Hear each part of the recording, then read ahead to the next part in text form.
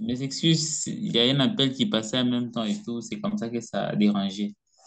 Sinon, vous avez demandé pourquoi est-ce que je vends. Ah oui,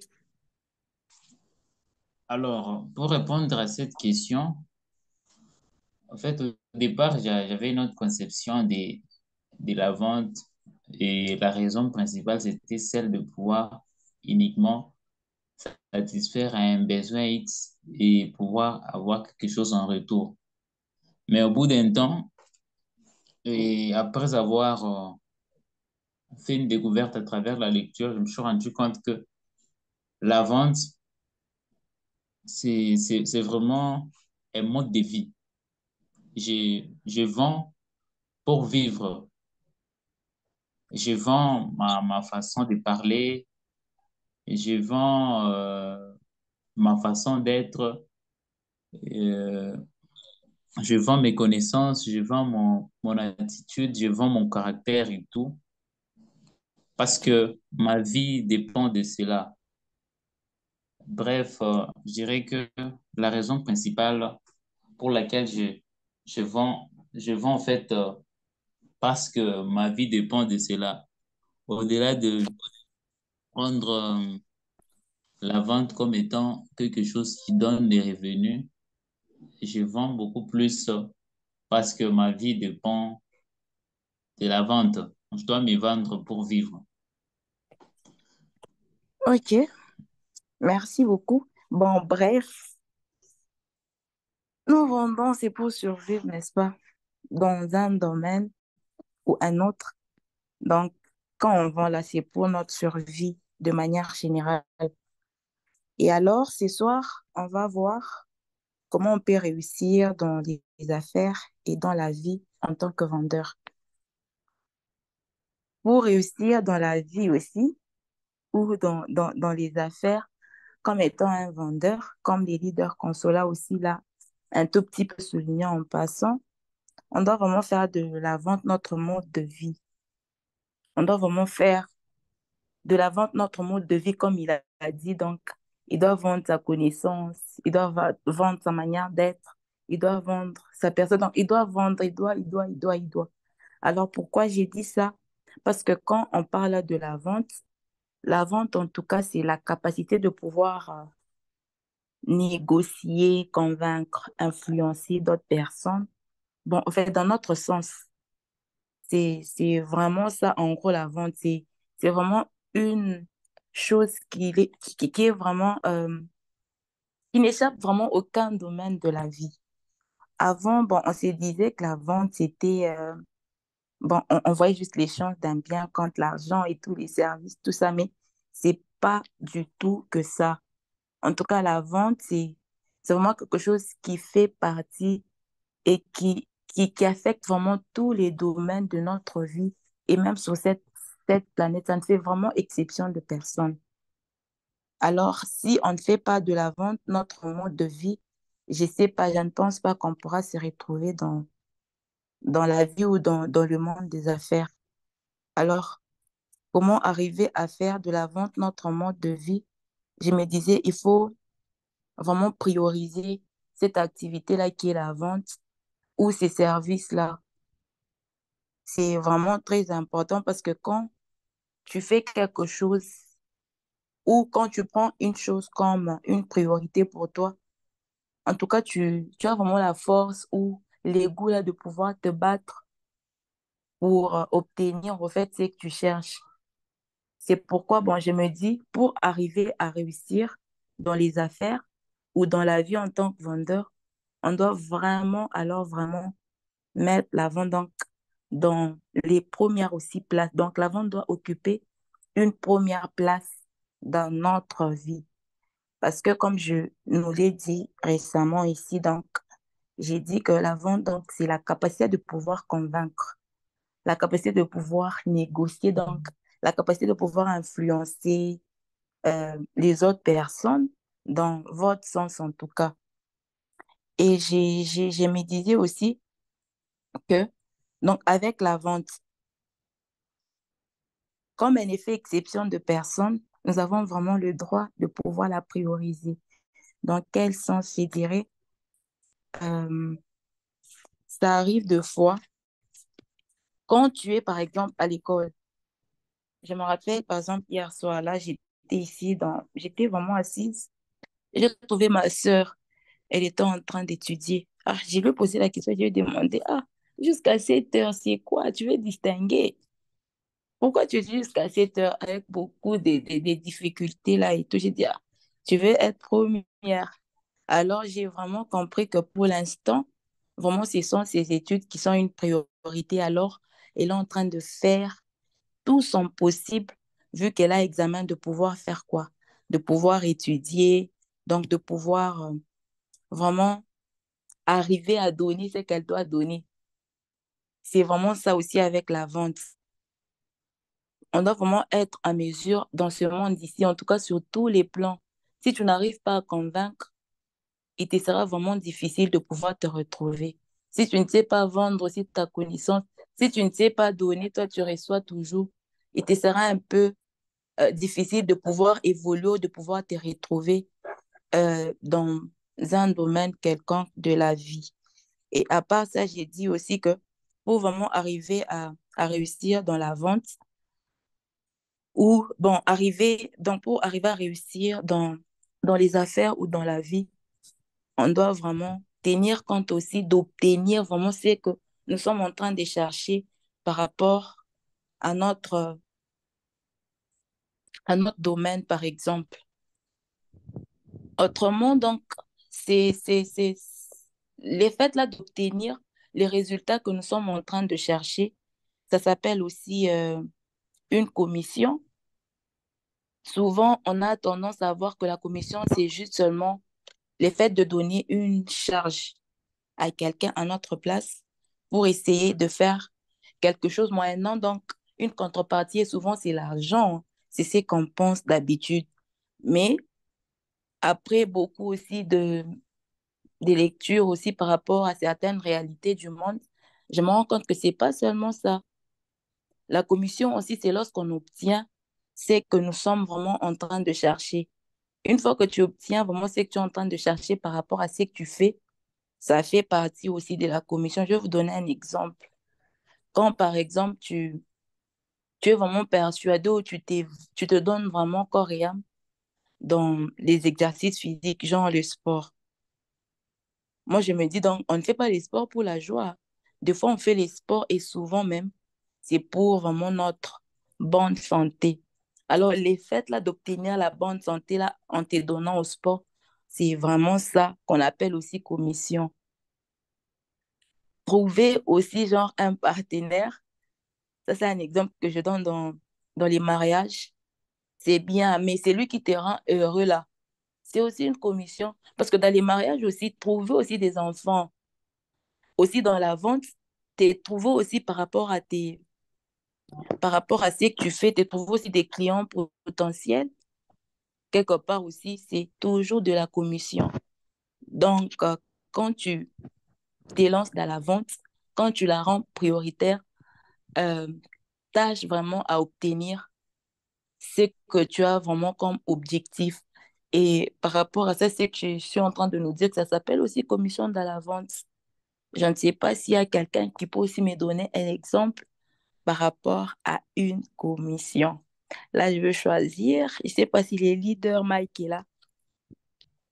Oui, oui, je suis là. Ouais. Est-ce que vous pouvez me donner un exemple, s'il vous plaît? Un exemple d'une commission. Ah oui. Ah oui, au fait, c'est aussi les salaires, c'est une commission parce que je l'avais aussi dit l'autre fois que même OK.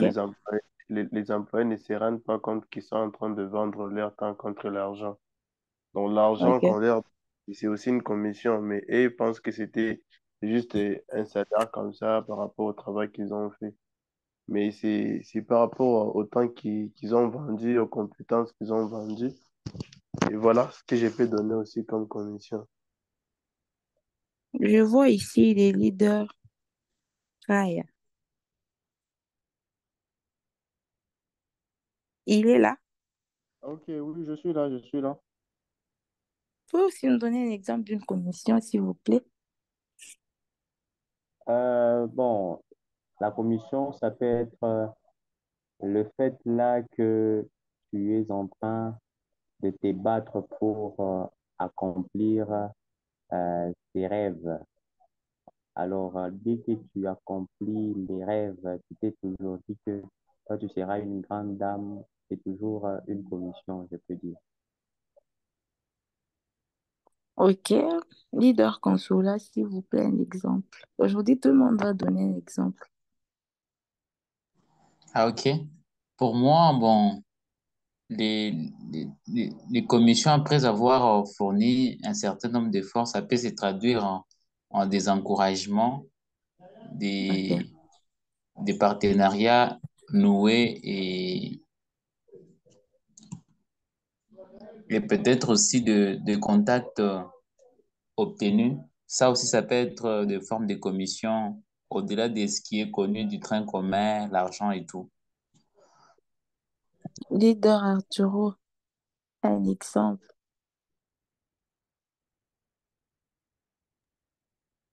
Merci pour la parole.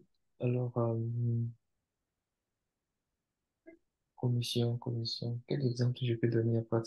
Apparemment, tout le monde a donné tous les exemples, en fait. Enfin, peu importe, si lorsque nous sommes en train de faire quelque chose, parce que comme le dit l'autre humain est une créature d'intérêt, au fait, lorsqu'on des fois, on fournit des efforts pour réaliser quelque chose, c'est parce qu'on sait ce que la chose va nous rapporter. Et une fois que nous connaissons l'avantage que la chose nous apporte, c'est bien cet avantage-là, c'est ce que j'ai pu appeler comme commission, comme notre intérêt dans la chose, au fait. Ok. Euh, leader Josué, dis-moi.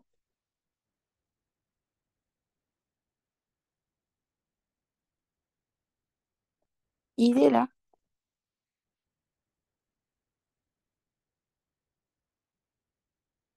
L'autre leader Josué, j'ai oublié son nom. Ils sont à deux noms. Les deuxièmes.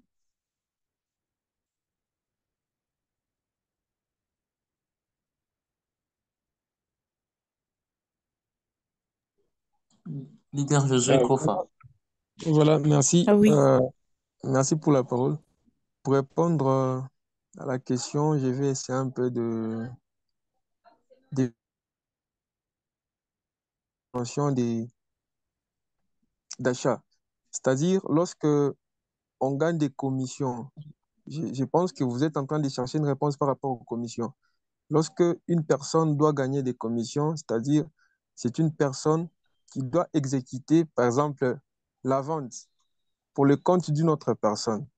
Lorsque cette personne-là réalise cette vente parce qu'il a la capacité de le faire et que le propriétaire de la marchandise ne peut pas le faire, cette personne-là a droit à la commission. Et cette commission, c'est juste une propension de la somme donnée par rapport à la vente. C'est un peu ça la réponse. Leader Jonathan.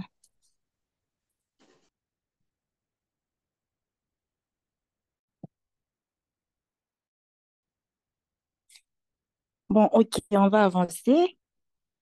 Aussi pour arriver à réussir dans, dans, dans les affaires ou dans la vie, en tant que vendeur, on doit vraiment apprendre à être professionnel. Ce qui est vrai, tous on commence toujours amateur, donc on est donc on n'a jamais commencé comme étant des gens qui connaissent vraiment ce qu'il faut. C'est quand on apprend qu'on arrive à se perfectionner aussi, donc on arrive à devenir aussi professionnel par rapport au domaine que nous sommes vraiment par rapport au domaine que nous sommes en train d'exercer aussi ou comme activité aussi. Et à part ça, c'est vraiment important parce que quand on reste à un stade de la vente, vous allez vous rendre compte que vous n'allez pas évoluer. On doit vraiment aspirer au professionnel parce que quand on aspire, on arrive à nous engager vraiment d'une manière déterminée dans dans notre domaine, dans notre activité. Et c'est là, ça nous permet vraiment d'avancer. Et pour aussi arriver à réussir dans les affaires ou dans notre vie, on doit apprendre à être prudent aussi. Donc, la prudence est vraiment importante. Nous devons être de ceux-là qui ne prêtent pas oreille à n'importe quoi et à n'importe qui. Il y a de ces gens qui n'ont jamais fait, par exemple, l'activité que vous voulez commencer, mais ils seront des premiers à pouvoir vous décourager comme si ils ont pu faire ça, ils ont échoué. Mais pourtant, la plupart, vraiment en tout cas, ils n'ont jamais même osé, hein, mais ils vont vraiment vous décrire les désavantages, les inconvénients. Mais quand tu vas un peu en profondeur, tu te rends compte que c'est quelqu'un qui s'est jamais lancé dans cette affaire ou quelqu'un qui n'a jamais même fait ce travail-là. Mais de la manière dont il va te, te décourager ou te dérouter, en fait, tu vas te rendre compte que tu pourras même perdre ta vision par rapport à ce que tu es censé faire. Alors, en tant que vendeur, si tu veux en tout cas réussir dans les affaires ou dans la vie, tu dois vraiment avoir cette prudence-là, donc avoir une écoute vraiment sélective. Ne soyons pas prêts à écouter n'importe quoi et à écouter n'importe qui aussi. Et à part ça, pour aussi arriver à réussir en tant que vendeur, on a l'obligation vraiment d'aspirer à la grandeur. Ça, c'est vraiment une obligation pour nous. Parce que avec la grandeur, je me dis, seuls les conscients sont vraiment en mesure d'arriver où il faut arriver. La grandeur exige aussi l'amour, hein. Pour arriver à faire vraiment quelque chose de grand, tu dois avoir la connaissance de ce que tu veux faire et vraiment l'amour de ce que tu comptes ou de ce que tu prétends en tout cas faire. Quand cette chose-là n'est pas en toi, il te sera vraiment difficile de pouvoir t'engager complètement dans cette activité, je ne sais pas, dans ce travail, dans ce service, ou même, je ne sais pas, dans tout ce qu'on peut faire là. En tout cas, quand on n'aspire pas à la grandeur, on ne pourra jamais, en tout cas, avancer.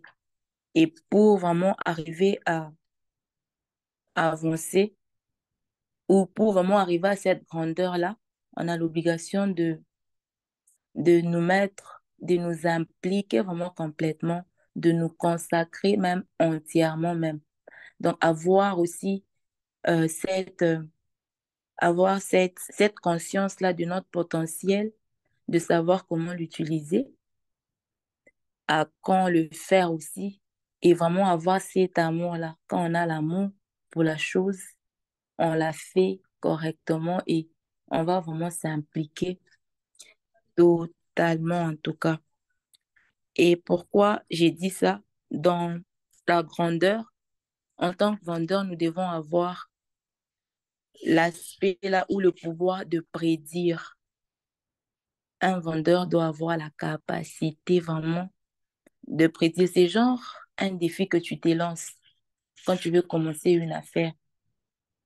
C'est genre un challenge que tu es vraiment en train de te lancer en tout cas envers toi. Tu te dis en tout cas,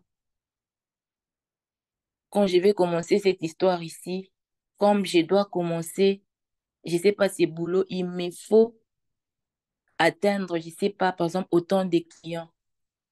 Il me faut en tout cas avoir un certain chiffre d'affaires. Il me faut en tout cas, je sais pas, avoir, je sais pas si c'est combien, je sais pas, des chaises, tout dépend de ce que tu fais. En tout cas, si tu veux réussir à être vraiment grand dans la vente, il faut vraiment développer et avoir le pouvoir de vraiment prédire. Je ne sais pas si quelqu'un a un exemple par rapport à ce point. J'aimerais un peu demander au leader Mike aujourd'hui, en tout cas, vous allez m'excuser, vous pouvez un peu nous donner un exemple aussi par rapport à ce que je viens de dire. Voilà, j'ai pas vraiment compris la question sur l'exemple de comment Bon, en fait, prédire. j'ai parlé de comment on peut arriver aussi dans un vendeur pour qu'il arrive à réussir dans les affaires ou même dans la vie. Il doit aspirer à la grandeur. Et cette grandeur, elle consiste aussi à avoir le pouvoir de prédire. Alors, c'est comme j'ai donné, par exemple, l'exemple. En fait, prédire, c'est en quelque sorte, genre, quelqu'un qui est vraiment en mesure de défier, par exemple, ce qu'il veut avoir. Vous voyez, donc, quand vous commencez, par exemple, une activité, vous devez vraiment avoir ces pouvoirs-là. Vous vous dites, non, non, comme je vais commencer, je dois vraiment avoir, par exemple, autant de clients. Je dois vraiment travailler pour, par exemple, obtenir, je sais pas, un certain chiffre d'affaires. Mon bénéfice doit être comme ça. Mes affaires, vous voyez un peu, c'est dans ce sens où je suis en train de, de m'expliquer. Ah, ok. Bon, si je comprends bien, donc en tant que vendeur, nous devons, pour prédire d'abord, il faut d'abord que tu sois d'abord toi-même positif, tu sois Mhm, positif par rapport à ce que tu vas toucher. Et surtout, mhm. comme vous avez dit, aspirer à la grandeur, c'est quand tu travailles, tu as des objectifs, tu te dis que peut-être le mois prochain, je ne dois pas avoir le même résultat. Donc, je dois toujours avancer. Là, ça va commencer tu vas commencer à te challenger. Pourquoi? Parce que tu vas commencer à comparer tes résultats passés par rapport à ce que tu gagnes aujourd'hui. Là, ça va commencer à te pousser donc à te pousser d'aller de l'avant. Donc, commencer à te Ok. comparer rapport aux résultats. Par exemple, si le mois passé, j'avais eu 30 clients, mais moi, je m'étais fixé l'objectif de commencer à avancer, mais je me rends compte que le mois ici, j'en ai que 20. Là, je vais me comparer par rapport aux résultats du mois passé. Je me dis, là, je n'avance pas. Maintenant, je dois encore me donner des objectifs pour arriver. Mais si je me rends compte que la fois dernière, j'avais 30 clients, le mois passé, j'avais 30, mais aujourd'hui, ce mois ici, j'ai fait au moins 50. Là, ça va m'encourager et voir que je suis en train d'évoluer. Quelqu'un d'autre a quelque chose à ajouter?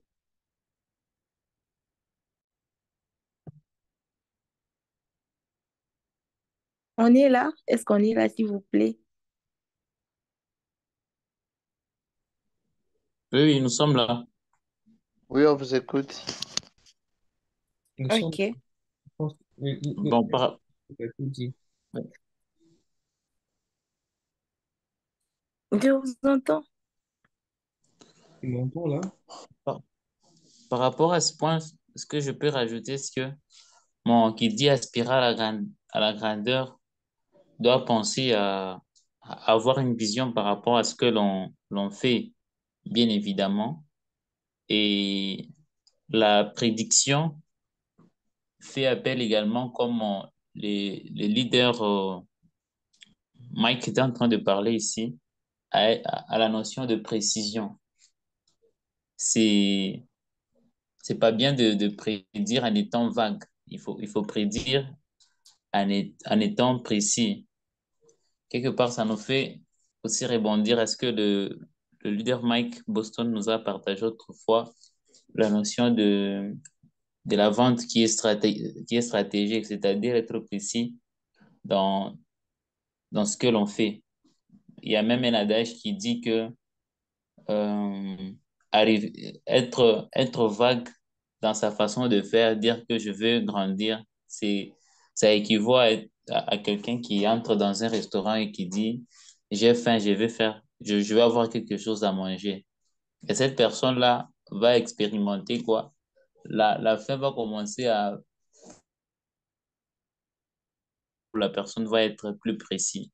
Et du coup, en matière de prédiction, il faut se dire, hum, j'aspire à avoir tel niveau, c'est vrai. Mais par rapport à ce niveau, je vais par exemple être en contact avec 10 personnes. Je veux que mon chiffre arrive à tel. Je vais passer des appels avec tel. C'est comme ça que la prédiction peut se faire. Et même si on a un rendez-vous avec quelqu'un, On doit penser à ce que l'on va dire, on doit penser à comment est-ce que l'on doit se tenir, on doit penser à comment est-ce qu'on va parler, penser en tout cas au maximum de détails possibles pour pouvoir bien se, se prédire ou se projeter dans le futur, quoi. Voilà un peu ce que je voulais rajouter par rapport à ce qui a été dit. Ok. Quelqu'un d'autre à ajouter?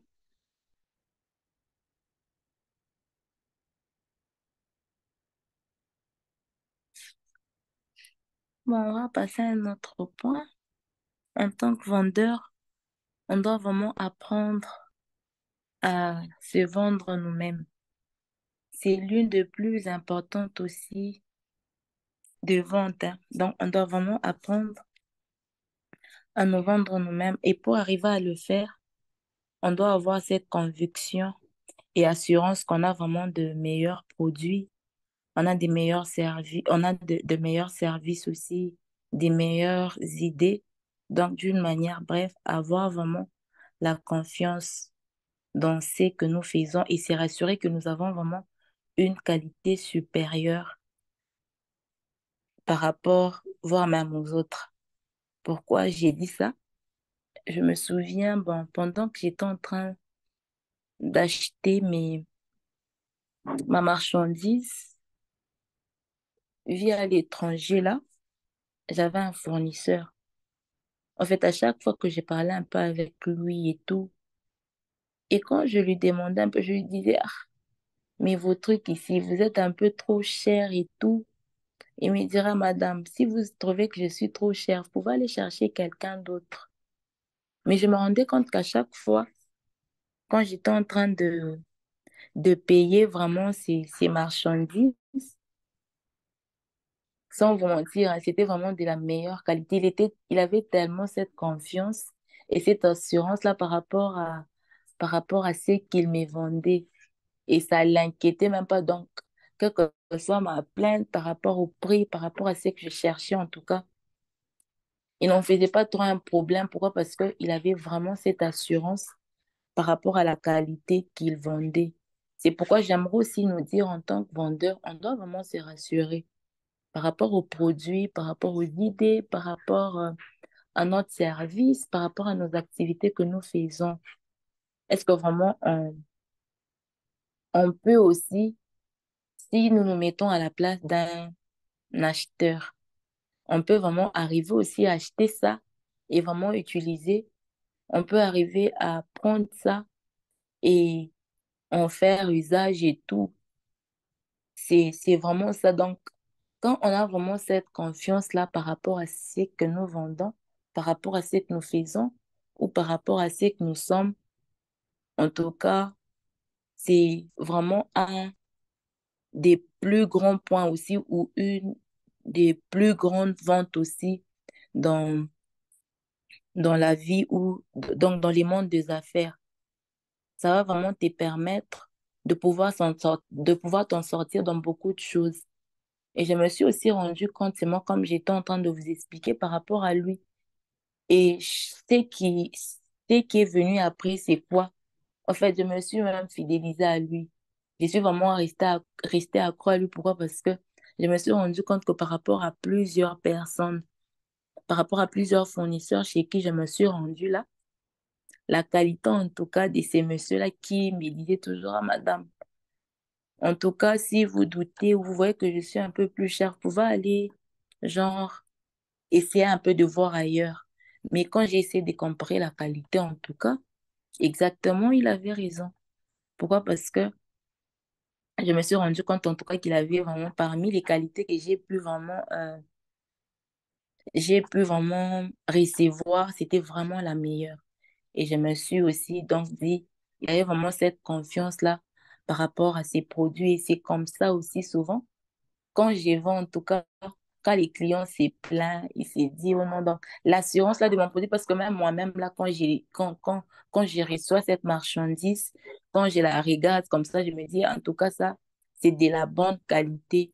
En tout cas, ça, c'est vraiment une bonne idée. Ça, c'est vraiment quelque chose qui peut m'aider vraiment à avancer, quelque chose qui m'est vraiment bénéfique.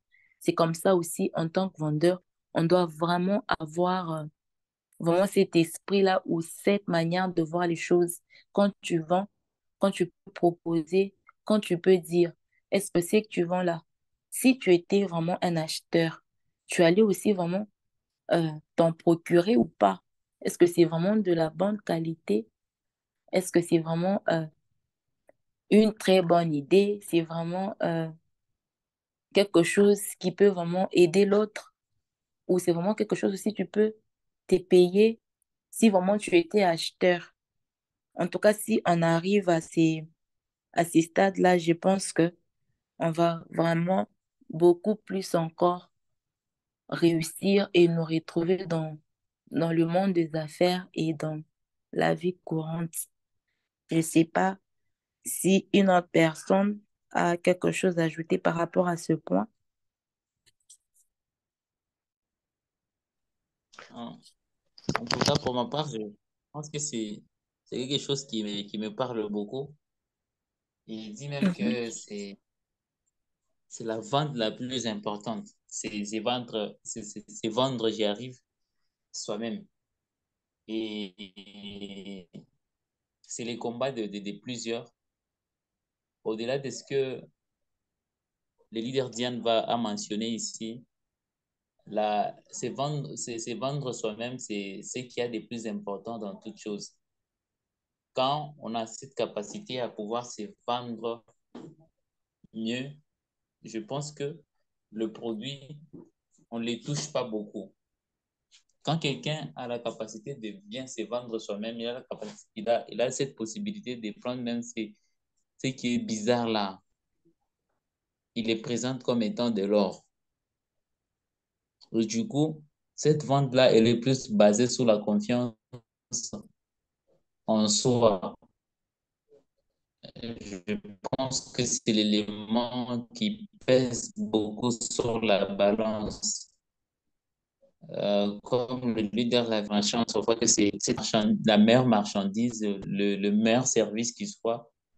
Mais si au-delà de soi, au-dedans de soi-même, on n'est pas convaincu que c'est la meilleure, tout est foutu.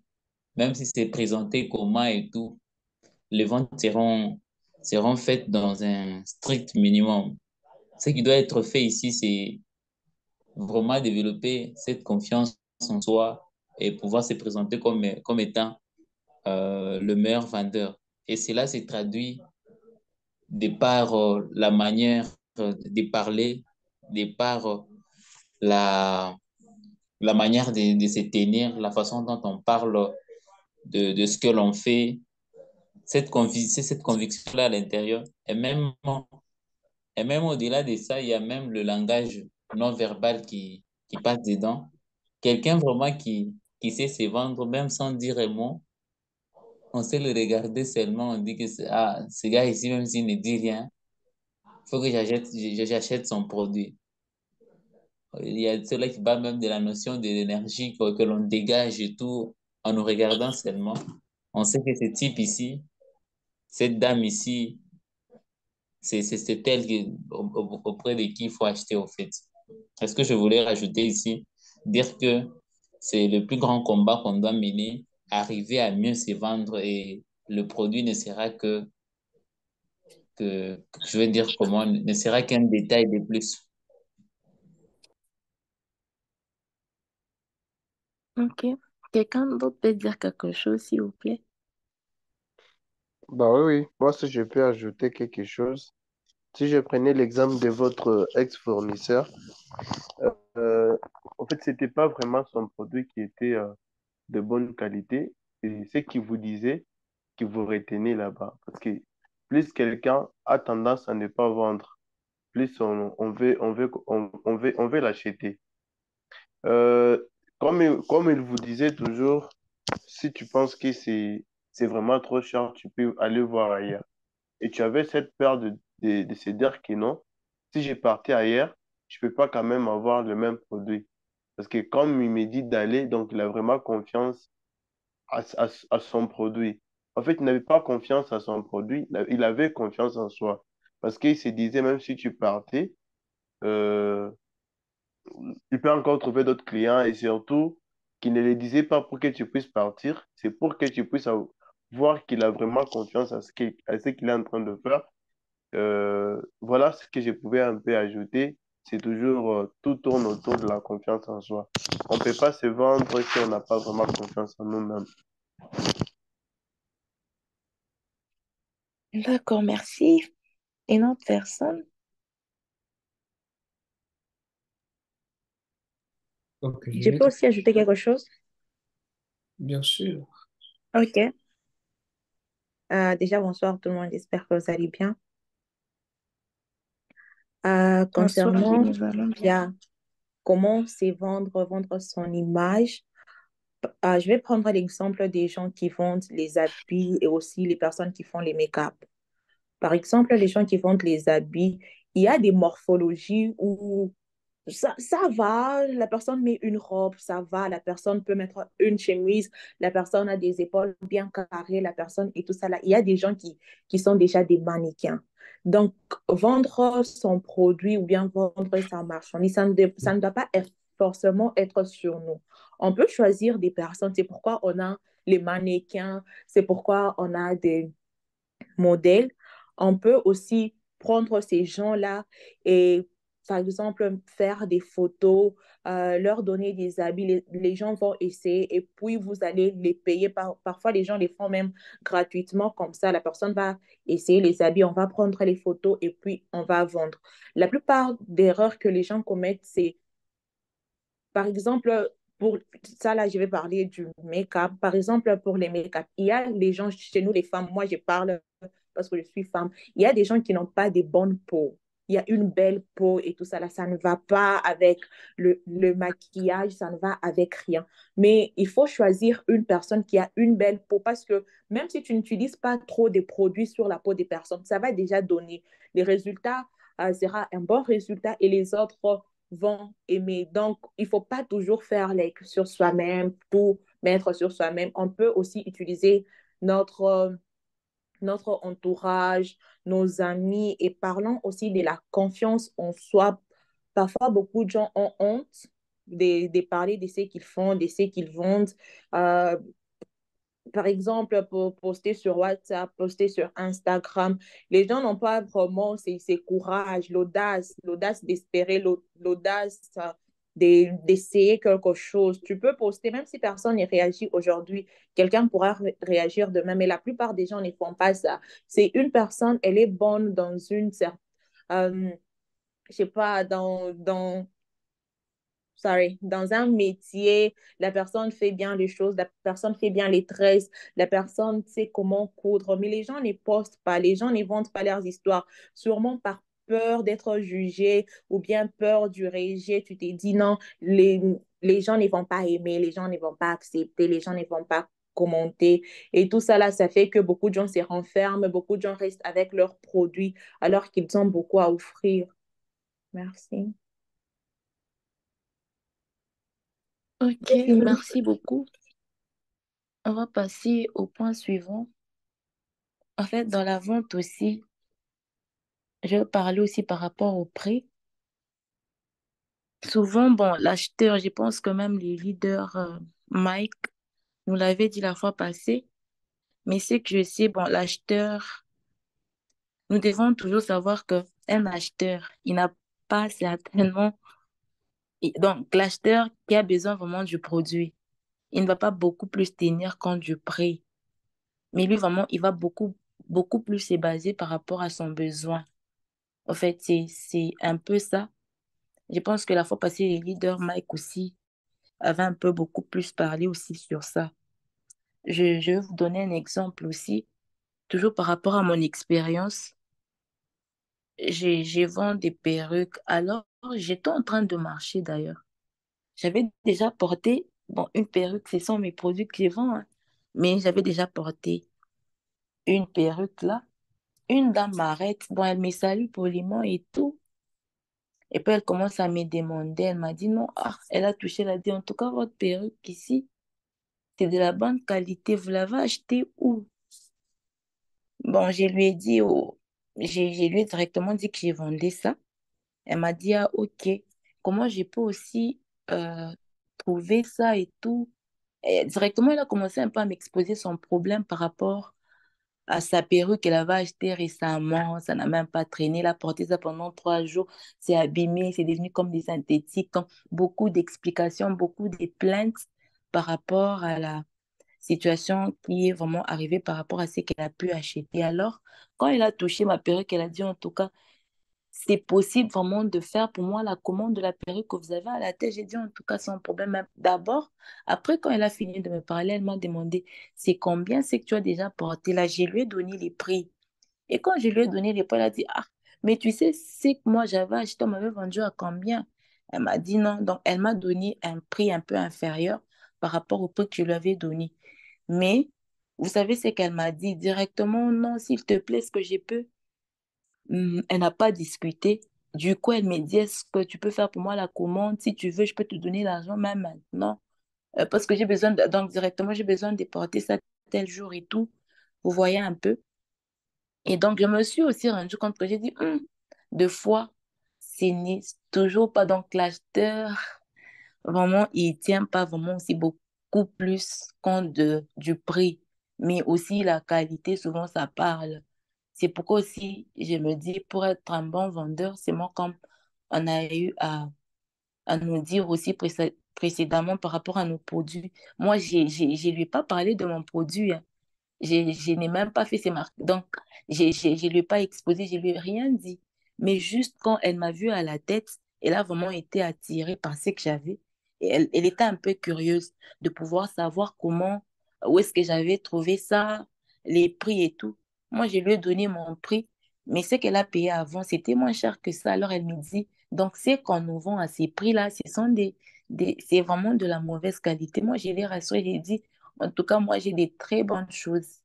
Si tu doutes, bon, tu vas faire l'expérience avec la perruque ici que vous venez de commander et tout. J'ai un peu essayé de la faire voir certains paramètres et tout par rapport à mon produit. Et elle était vraiment rassurée. Et sinon, elle attend. Je lui ai dit en tout cas qu'elle ne sera pas déçue et tout. Alors, je me suis dit que deux fois, ce n'est toujours pas les prix, mais les besoins que notre acheteur a vraiment. Je sais pas, si pense ici, j'ai juste besoin d'une personne qui aura un mot aussi à ajouter.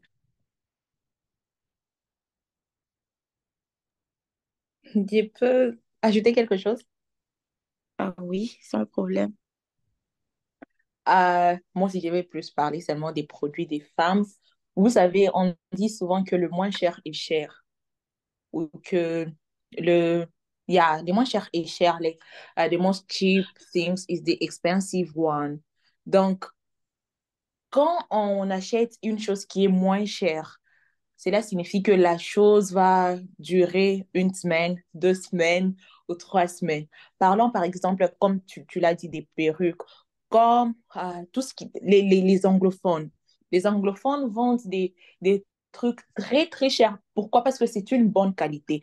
Et les femmes se permettent de payer des perruques de $500, des $600. Pourquoi? Parce qu'elles savent que avec cette perruque, tu peux faire avec 3 ans, 4 ans, et ça va rester parce que c'est une bonne qualité.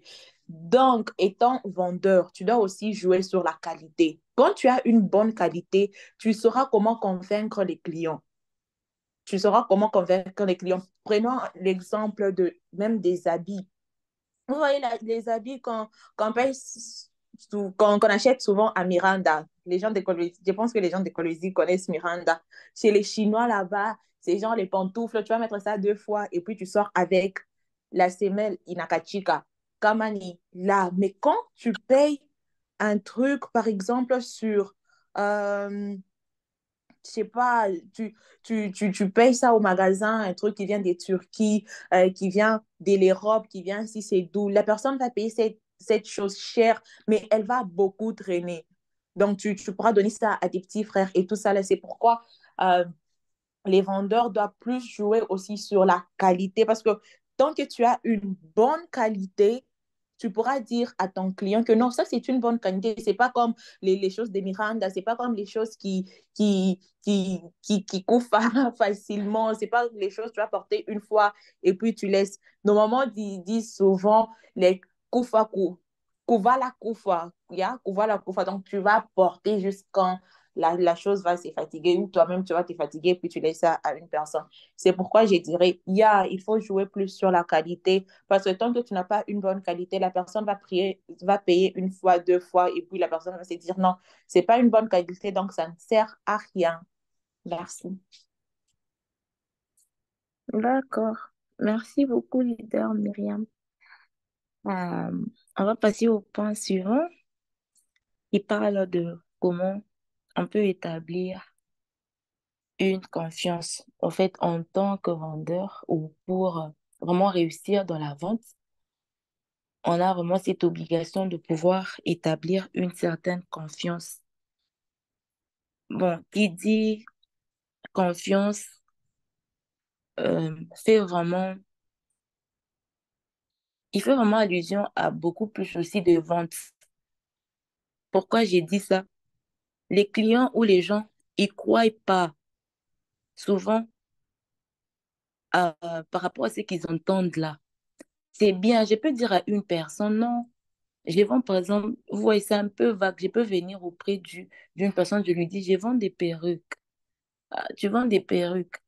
Mais quand je vais lui montrer ça, elle sera aussi beaucoup plus attirée. Donc les gens n'aiment pas beaucoup plus entendre, mais ils aiment aussi quand même voir.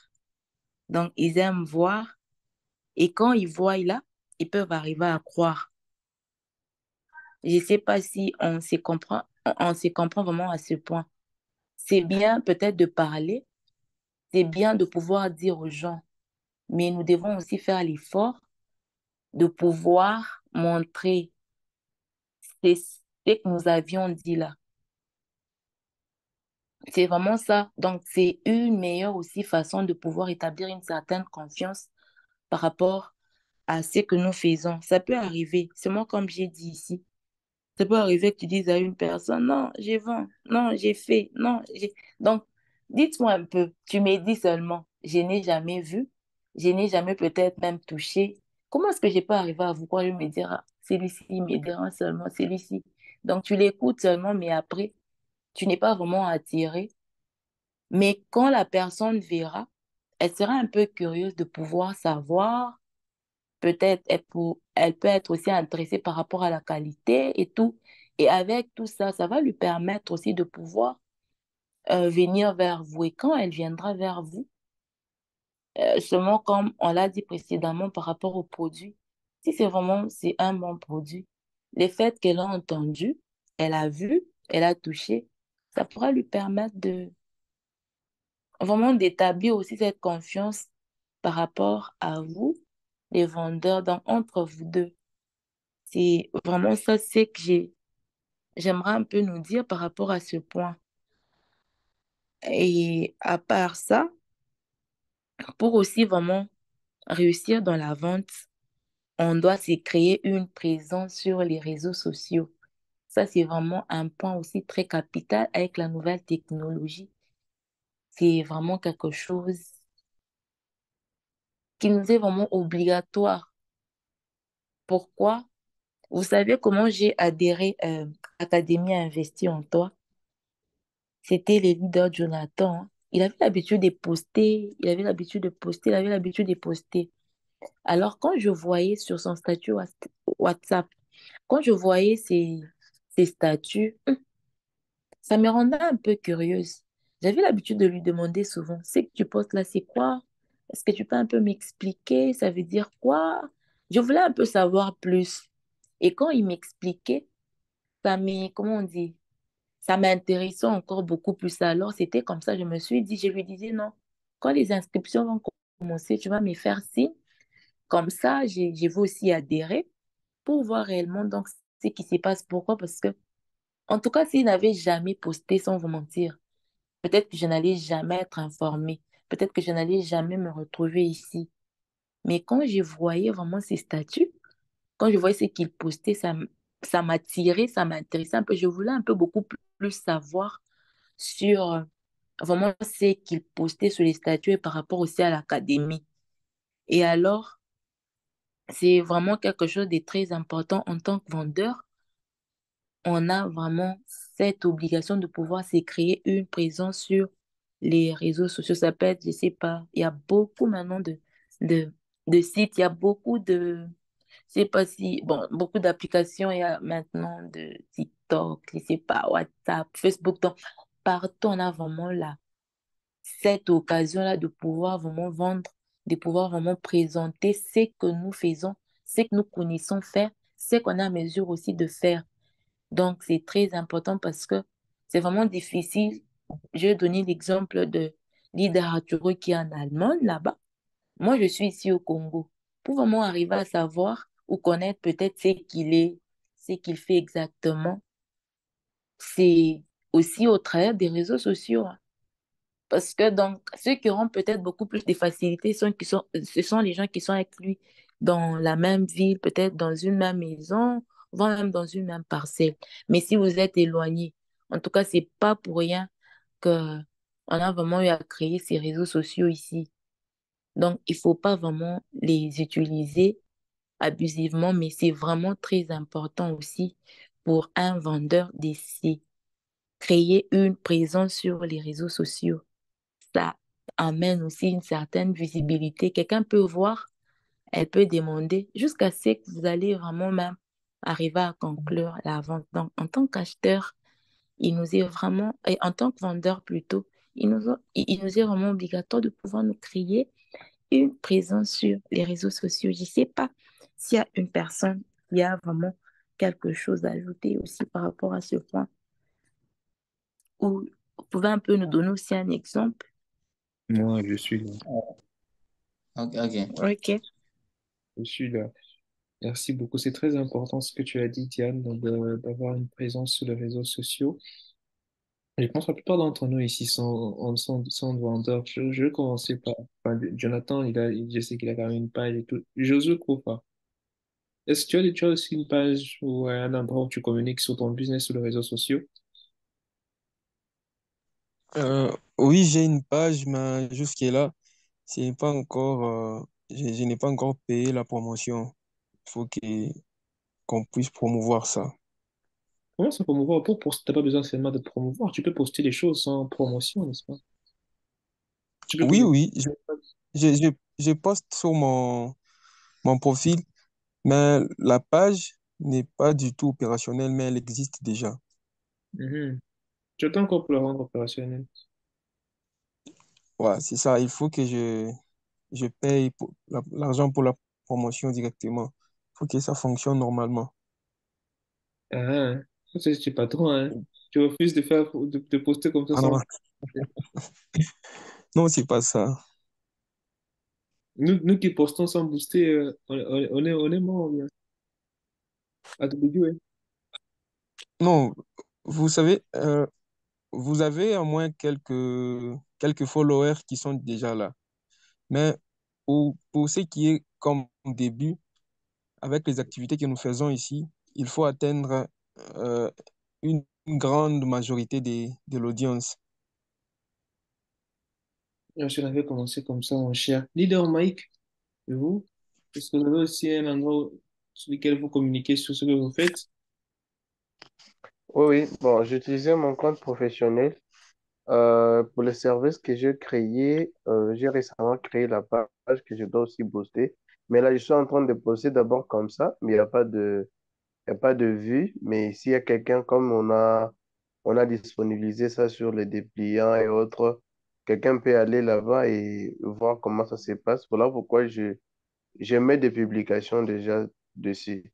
Si par exemple quelqu'un peut tomber sur euh, par exemple, sur mon dépliant bien le carte de visite, il doit aller sur les réseaux et voir, je dois quand même publier quelque chose déjà au début pour que la personne voie. Super. Monsieur Pryor.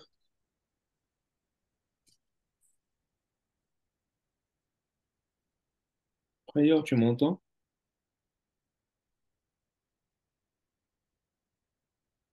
Je ne sais pas apparemment. Bon, Diane, je Oui, vais pas. oui, je Ah, suis là. tu as aussi un endroit sur lequel tu communiques ici pour tes réseaux.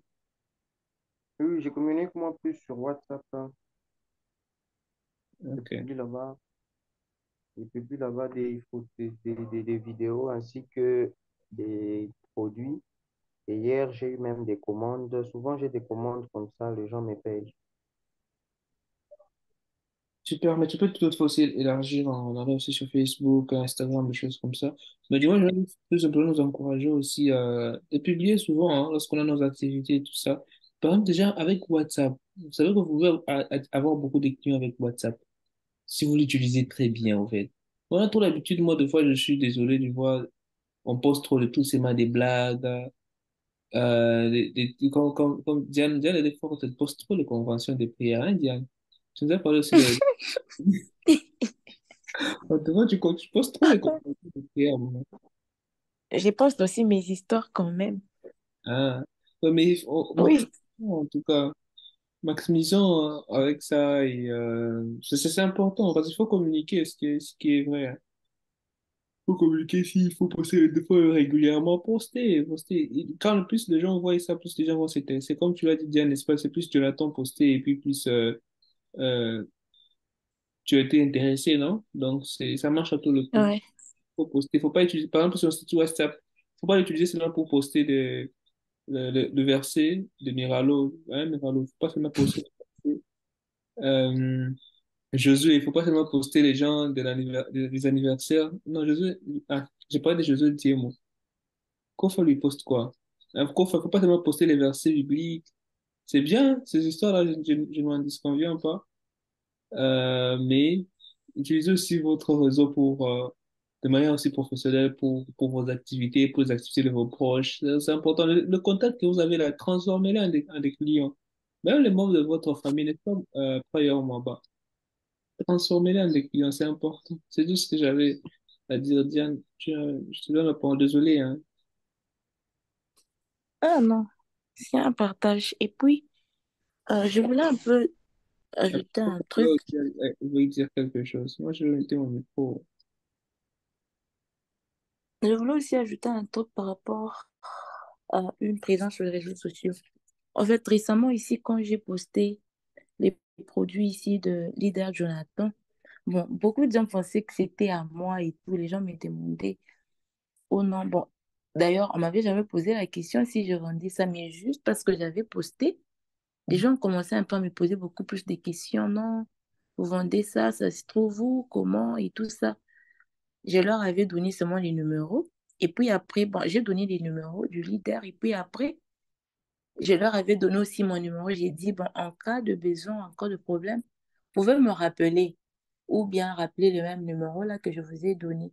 Vous voyez donc, j'ai posté pour quelqu'un et c'est par là qu'il pourra aussi se trouver un marché ou trouver vraiment des clients. C'est vraiment très important en tant que vendeur et avec cette technologie qui ne cesse d'avancer, hein. Et on va aussi passer à un autre point. Je ne sais pas s'il y a une autre personne qui a S'il ajouté vous par plaît. rapport à ces points. Ah oui, J'ai quelque chose à rajouter là-dessus, bien sûr, parce que c'est ok. quelque chose vraiment qui m'attriste.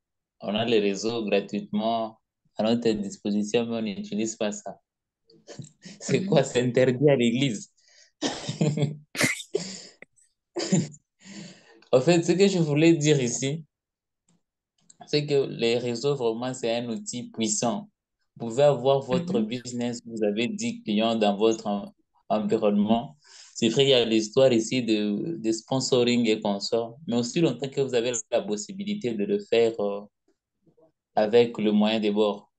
Faites-le en tout cas.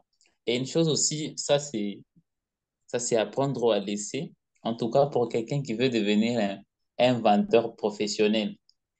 Il y a la notion des lignes éditoriales qui intervient là-dedans. Qu'est-ce que je veux dire par là? C'est que je crois ceux-là qui regardent mes statuts, ils l'ont constaté. En tout cas, j'ai même mal au cœur quand je fais certaines, quand je pose certaines choses. Parce que pourquoi, depuis un temps, j'ai défini ce qui doit passer sur mon statut.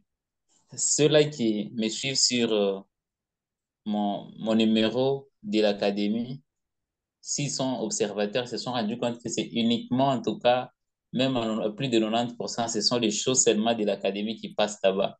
Rien de plus. Et peut-être à la limite des promotions d'autres personnes. Et sur mon compte privé, mon autre numéro là, c'est seulement des histoires que j'ai fait qui passent souvent depuis un temps. C'est assez difficile que l'on puisse être pris au sérieux si vous postez, par exemple, votre marchandise, je sais pas, une perruque. Après ça, vient une blague, à moins que cette blague-là soit mise pour vendre, là, ça passe.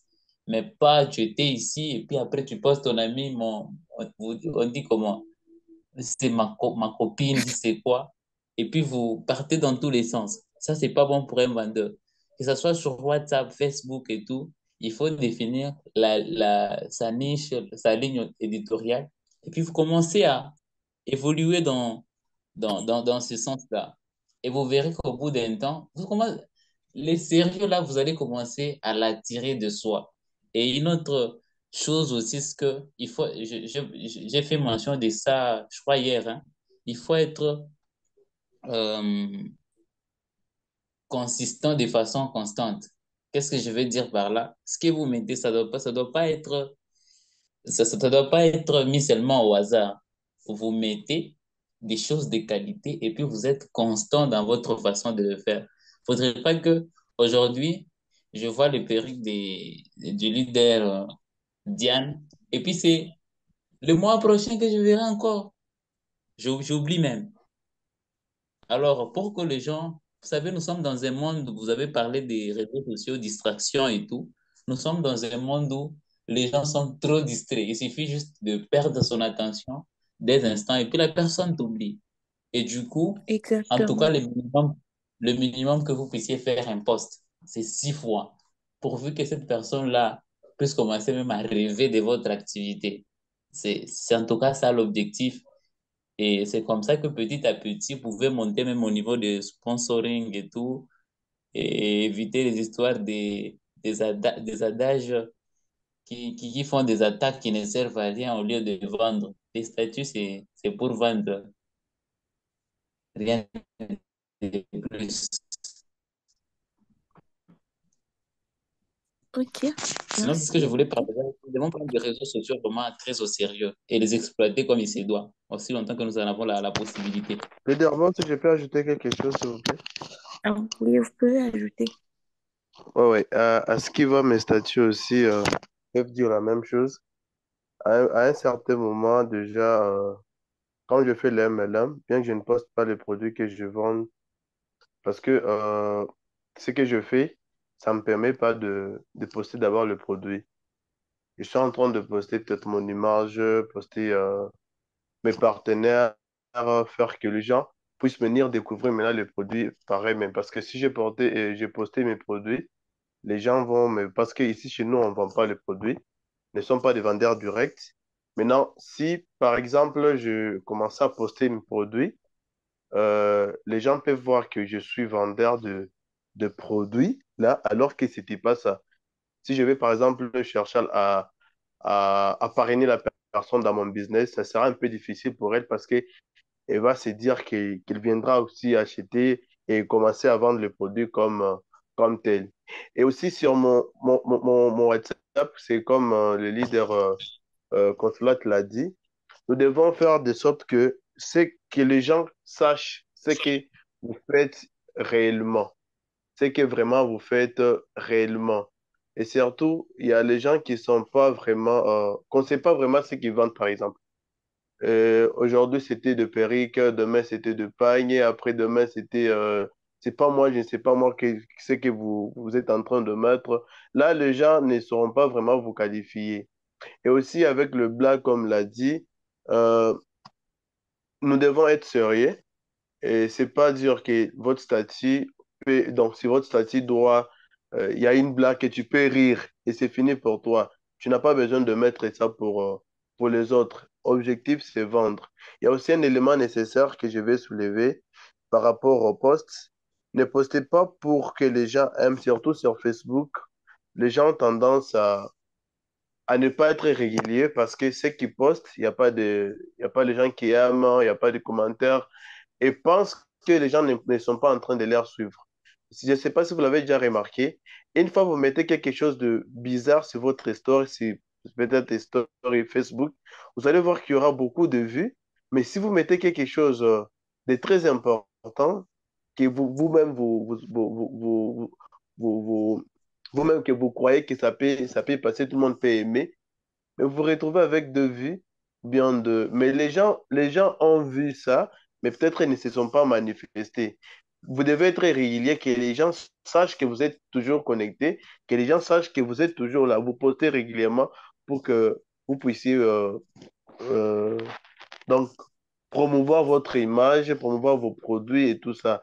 Ne vous attendez pas aux commentaires, ne vous attendez pas aux vues ou bien aux j'aime. Par exemple, les gens ont aimé, là vous êtes maintenant encouragé. Les gens n'ont pas aimé, je pense que les gens ne sont pas en train de t'observer. Merci, c'est tout ce que j'avais un peu ajouté. Ok, merci beaucoup. Je donne la parole à une dernière personne si elle est là, qui va aussi ajouter.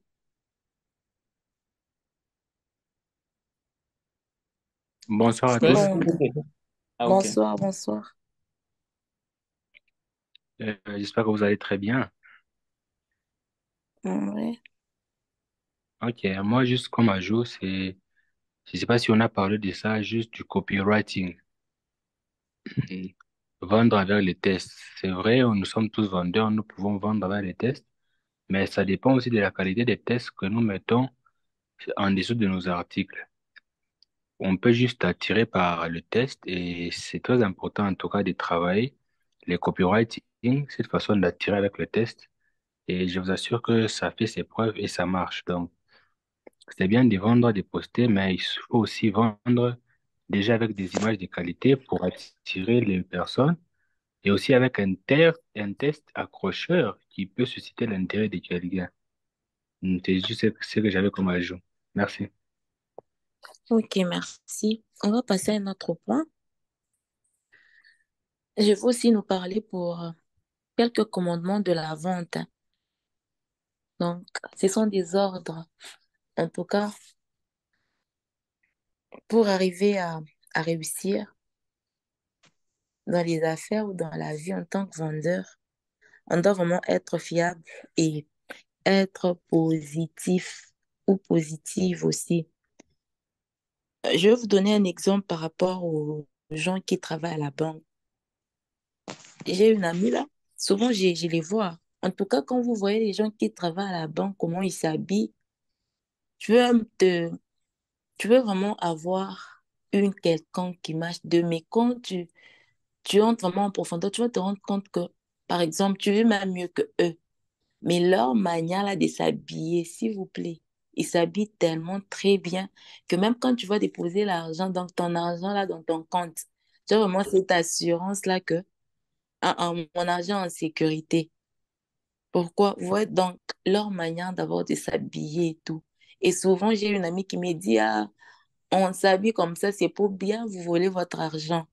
Vous voyez donc leur aspect là extérieur, donc leur manière là de s'habiller déjà. Vous allez vraiment vous rendre compte que, vous allez vous dire ici, vraiment, il y a du sérieux. Ici, c'est comme ça. Je me rappelle même quand j'étudiais aussi à l'université encore, en tout cas, on avait un prof là, quand il voit un garçon avec des cheveux, donc des longs cheveux dans la tête là, comme un voyou, je sais pas comment, des fois, il est chassé de l'auditoire, hein. Malgré que l'université n'avait pas ces histoires-là de suivre les gens à la loupe et tout.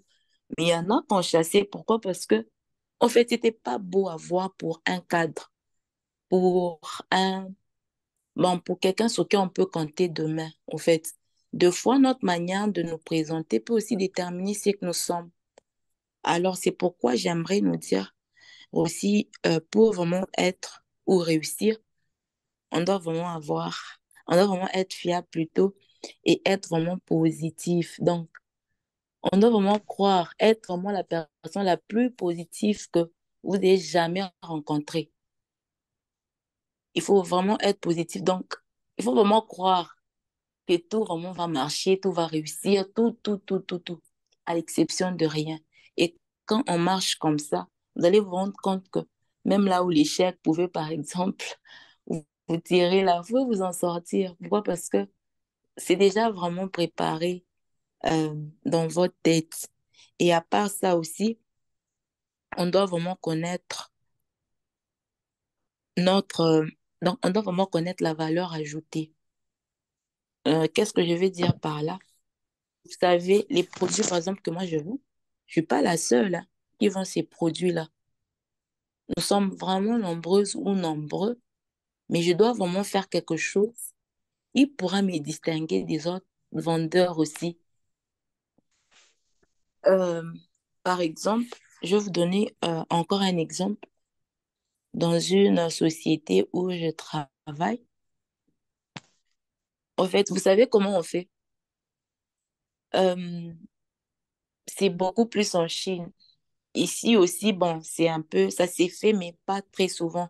C'est un peu occasionnel. Mais donc, ça attire vraiment les gens au point que les gens restent toujours avec ces histoires-là dans leur tête. Non, on va aller là-bas parce que là-bas, on nous traite comme ça. On va aller là-bas parce que là-bas, c'est comme ça. Je vais vous dire, vous voyez comme nous, comme on travaille là dans notre société, à partir de la Chine, quand les clients viennent, il y a une quelconque heure là. En tout cas, quand tu arrives là-bas, tu as la possibilité de manger. Donc, c'est comme si c'est l'entreprise qui te prenait en charge. Vous voyez un peu, donc, c'est comme si c'est l'entreprise vraiment qui te supporte. Tu arrives, on peut te servir, je sais pas, peut-être à boire, tout comme à manger. Ici aussi, il arrive deux fois par an comme ça, on organise des dîners, hein. Alors, on fait vraiment, on va appeler tous nos clients. Vraiment, on est vraiment obligé d'atteindre tous les clients vraiment qui viennent souvent à, bon, qui sont vraiment dans notre entreprise, donc tous nos clients. Et quand ils viennent là, c'est pas qu'on va faire une réunion ou une rencontre seulement comme ça, et puis à la fin, on dit, on se sépare en temps et tout. Non, non, non, ça finit pas comme ça. À la fin, il y a toujours un dîner. Vous voyez, donc, il y en a qui peuvent aussi rester à cause seulement de ça. Pourquoi? Parce que donc, il y a vraiment quelque chose d'exceptionnel, quelque chose vraiment qui vous distingue un peu par rapport aux autres. Il y en a aussi de fois par rapport à nos ventes que nous faisons. Ah, sans vous mentir, il y a d'autres vendeurs, tu peux arriver comme ça. D'abord, la manière dont ils t'accueillent, là, comme s'ils ne te voient pas, comme s'ils te voient. Donc, à un moment, donc, même si les clients avaient vraiment l'envie de t'acheter, il va partir. Pourquoi? Parce que ton attitude, là, d'abord, ne l'a pas vraiment attiré, ça l'a même pas plu. Un jour, j'ai vraiment reçu un papa très bien dans mon bureau. Et vous savez ce qu'il avait fait à la fin? Il m'avait vraiment récompensé. Bon, moi, je ne savais pas. Et c'était lui-même qui m'a dit ça à la fin. Il m'a dit, ah, madame, vous savez pourquoi j'ai posé ces gestes? C'est parce qu'en tout cas, je me suis très bien sentie quand je suis entrée ici. J'étais vraiment très bien. Donc, un peu beaucoup d'éloges, des histoires là qu'il avait dit et tout. C'est pourquoi aussi, en tant que vendeur, nous devons vraiment avoir cet aspect-là des choses. On doit vraiment se distinguer par rapport à d'autres vendeurs pour vraiment arriver à attirer, voire même fidéliser donc nos clients aussi. Par rapport à ce que tu peux faire à un tel client, il peut te ramener une autre personne. Pourquoi? Parce qu'il va te dire, ah, tu pars où? Je vais acheter tes pas. Non, viens, je vais t'amener tel endroit. Regarde comment ça s'est passé, c'est comme ça, c'est comme ça, c'est comme ça. Pourquoi son ami va tirer l'autre de ne pas aller là-bas, mais de venir peut-être chez toi? Parce qu'il y a quelque chose que cette personne a vu qu'il n'y a pas chez les autres vendeurs, par exemple. C'est un peu les deux points que... En tout cas, il y en a beaucoup, hein, mais moi, j'ai pu au moins sélectionner les deux. Je ne sais pas si quelqu'un d'autre peut nous donner euh, bon, un autre commandement hein, pour un grand vendeur, en fait. On est là?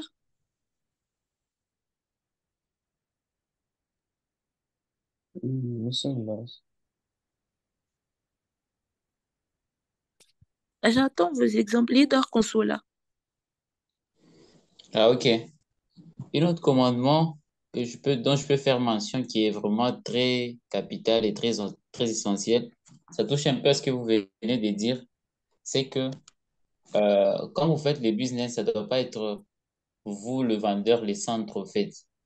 On doit apprendre à mettre son égoïsme de côté et pouvoir s'intéresser vraiment aux besoins du client comme cela ses doigts.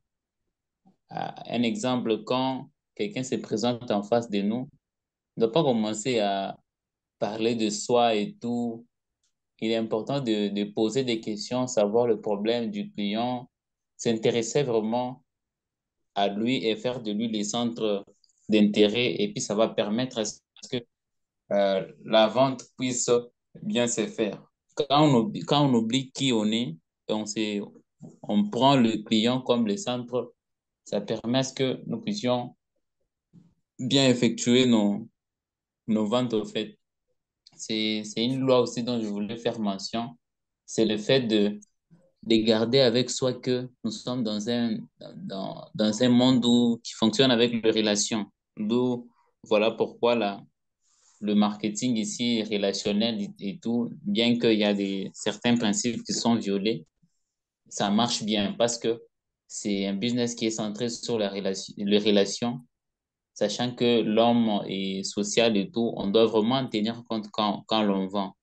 Quand quelqu'un arrive, on lui sourit, on demande c'est quoi son nom, c'est quoi sa préoccupation, on le met vraiment à l'aise. En tout cas, si on vous traite de sorcier, c'est tout à fait normal parce que vous aurez fait tout ce qu'il faut et les, les, les, les ventes vont s'enchaîner au fait.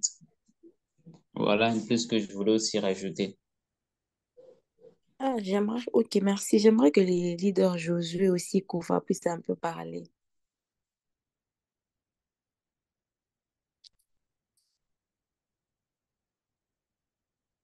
Il nous a fouillé, hein? Bon, leader Jonathan, il faut aussi donner un exemple, s'il vous plaît. Je suis là. Ok, on vous écoute. Quelques commandements de la vente. Oui, même un seul, c'est bon. Euh, Qu'est-ce que je peux dire? Voilà, moi je peux dire bon, ah, question difficile, hein? Ah, ah, Pardon? ah. Les vendeurs, tu vends tous les jours. Donne un commandement que tu appliques dans tes ventes quotidiennes. Ah, leader. Hey, Le STEM, c'est c'est ça, moi tu es ici. en train de voir lesquels, tu vois, parfois ça fait même rire, tu vois, donc, Ah, donne les commandements. moi je parle un peu de vanter son produit, hein. Vanter en fait la réalité de son produit. Exemple, moi je suis aussi dans le domaine des constructions, hein. Exemple, mes pavés là. Donc, pour attirer ma clientèle, je vante les dosages que j'ai fait pour mes produits là et la résistance que mes produits ont en faisant des petits tests. Moi, je dirais juste vanter son produit, hein. Ok, merci aussi. Bon, je pense qu'on va aussi passer à un autre point qui parle de traits, en tout cas, les traits de caractère d'un grand vendeur. J'en ai aussi cité deux. Et je l'ai aussi dit quand j'étais en train de parler sur... Bon, je l'ai aussi dit vraiment précédemment, là. C'est un point que j'ai eu à dire aussi avant. Donc, l'un des traits de caractère d'un grand vendeur, c'est vraiment pratiquer une écoute sélective.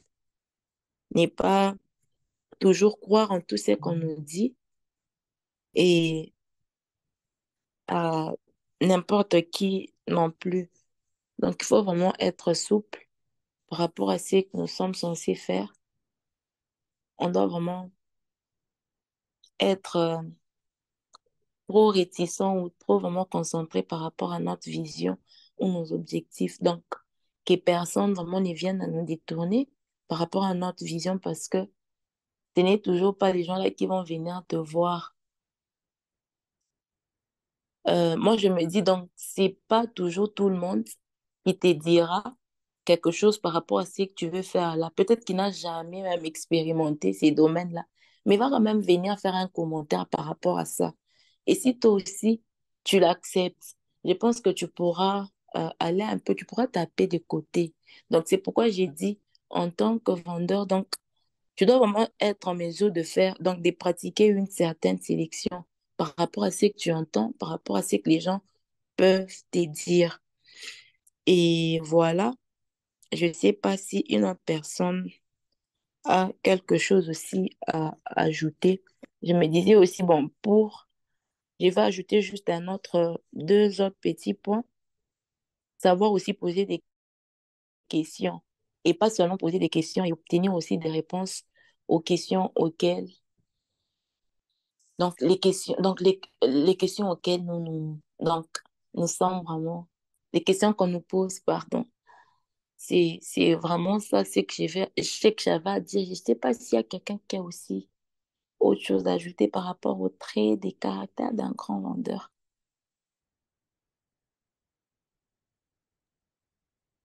La rapidité, la rapidité, Ok. la rapidité, ça caractérise le Voilà, bon. voilà, je peux aussi ajouter quelque chose. Euh, le message est clair. Surtout, vous avez dit d'avoir aussi une écoute qui est sélective, c'est-à-dire on ne doit pas croire à tout ce que notre client nous dit, sinon on peut tomber, on peut vendre par sentiment. Mhm. Euh, oui, oui. Et aussi, en tant que vendeur, nous devons d'abord nous mettre nous-mêmes. Donc, tu es vendeur et puis client. Tu te poses la question, si c'était moi, est-ce que j'allais acheter? Mhm. Et ça, c'est vraiment important parce que tu vas commencer à évaluer même ce que tu dis au client. Parce que des fois, ça nous arrive, tu parles quelque chose, tu te poses aussi la question, si c'est réellement, c'était moi le client, est-ce que j'allais acheter? Si la réponse est oui, vous allez voir que tu vas vendre efficacement. Mais si la réponse est non, tu vas commencer à corriger ce que tu dis. Voilà ce que je pouvais ajouter sur ça, sur le caractère, bien les traits d'un vendeur. Il y a une autre personne, en tout cas, il y en a beaucoup, hein. S'il vous plaît, donnez un peu des exemples. J'ai besoin juste d'un exemple par personne. Bon, un autre trait de caractère d'un vendeur, c'est que je vais lier ça à la notion de prédiction que vous avez soulevée tout à l'heure. C'est qu'il y a ces catégories de clients-là, il faut être vraiment persévérant. Et quand vous arrivez à vous projeter avec quelqu'un, vous dites que celui-ci, vraiment, coûte que coûte, peu importe le temps que ça va prendre, la personne ici va finir par acheter. Un trait qui caractère un grand vendeur, c'est être quelqu'un de tenace et de persévérant. Peu importe les, les objections et tout, il faut continuer, persévérer, garder le contact avec la personne qui nous a rejetés et tout. D'ailleurs, la meilleure des situations dans laquelle où ça s'applique le mieux, la vente qui est, en tout cas, je pense, tous les hommes en feront, c'est l'acquisition de leur femme. C'est une vente très importante et c'est très ici des caractères qui consiste à être persévérant, c'est vraiment à mettre en jeu. Si on abandonne, la première fois on vous a dit non, vous dites, ah, moi c'est fini, vous êtes foutu. Mais vous devez savoir, vous projetez, vous dites que c'est elle vraiment avec qui je vais construire ma vie. Même si elle dit non, trouvez-la, tapez là où il faut et vous finirez par conquérir les cœurs. Bref, je voulais dire que un grand vendeur, c'est celui qui persévère. Qu'on vous achète pas, mais si vous croyez vraiment à ce que vous faites, vous devez continuer poursuivre malgré cela. Ok, une autre personne. Ni dormir à l'eau. On attend votre exemple.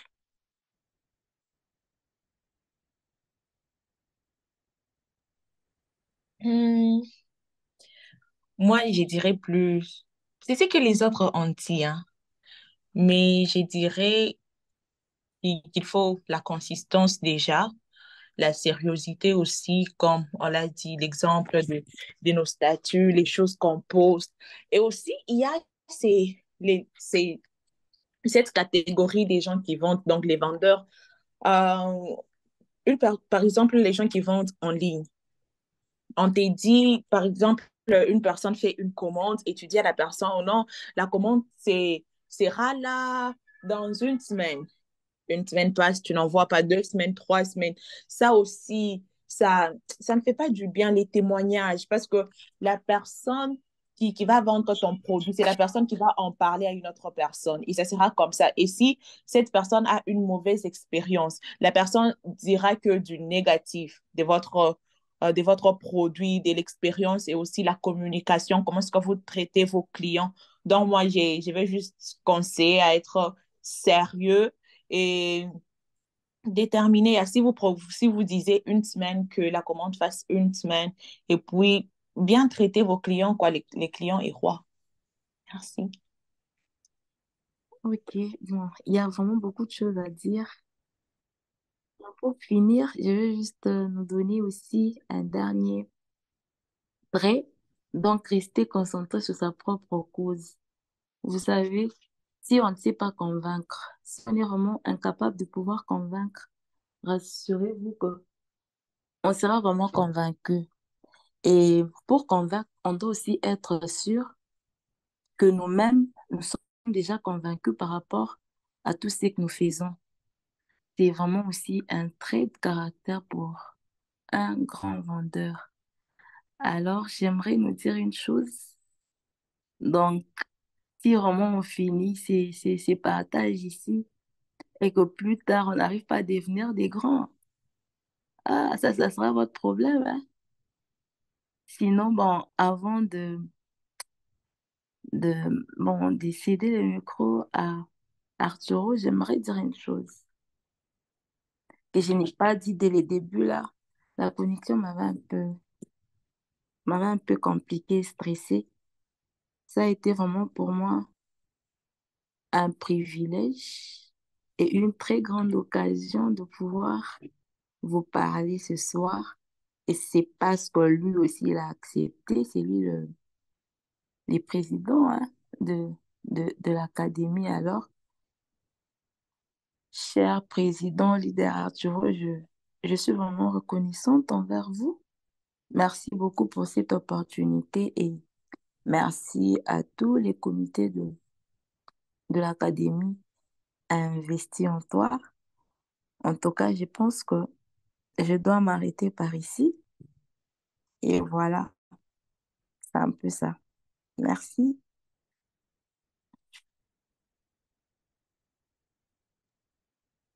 Des jolis mots, hein. Donc, en priant, leader Diane, c'était un plaisir pour nous d'avoir appris de ta part ce soir.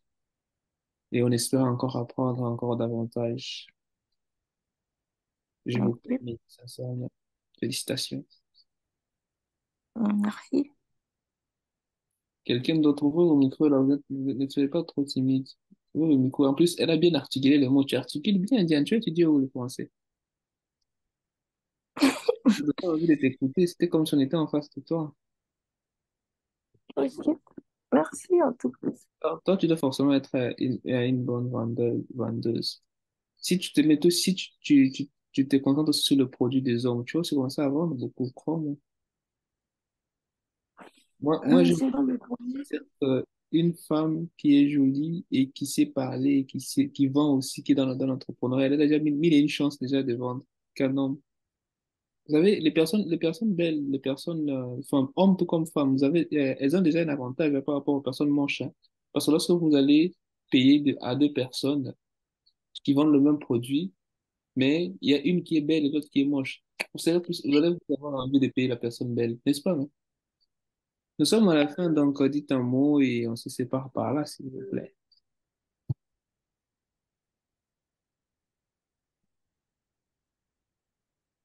Déjà,